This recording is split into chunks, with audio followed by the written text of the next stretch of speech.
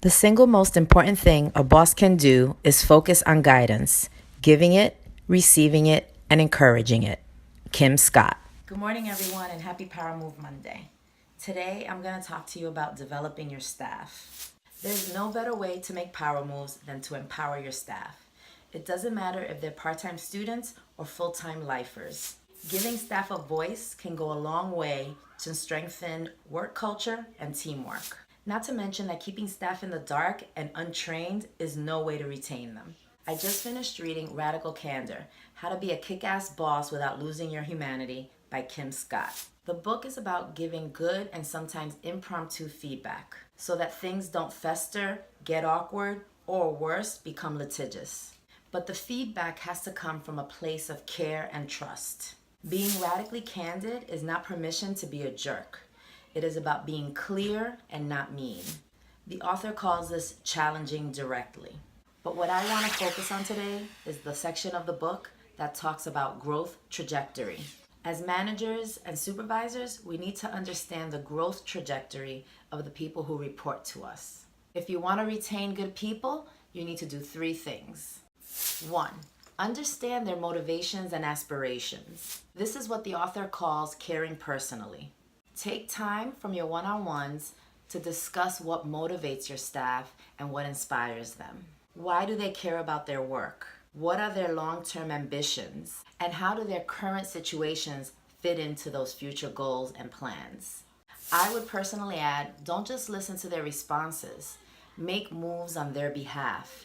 If opportunities arise that can help them develop and grow, share it with them, offer it to them, advocate that your staff get those opportunities.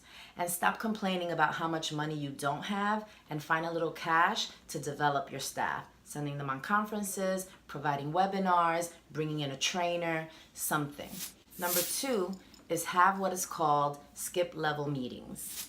These are meetings with staff who do not report to you directly. Instead, they report to someone who reports to you.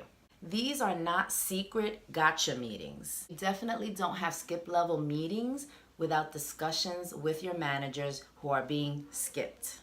You also don't have skip level meetings with only one of your managers. You do it for all of them. Remind the direct reports that these meetings are about making their managers better. They are not about burying their bosses. Finally, and what I think is probably the most important practice, is to cultivate feedback.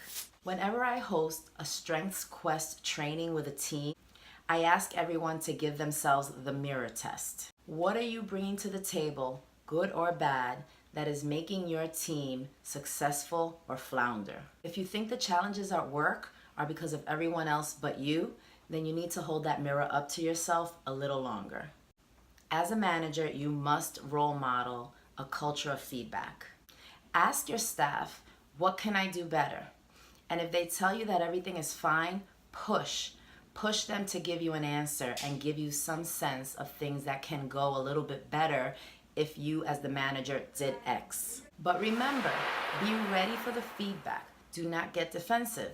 They may not have read Radical Candor or watched this video.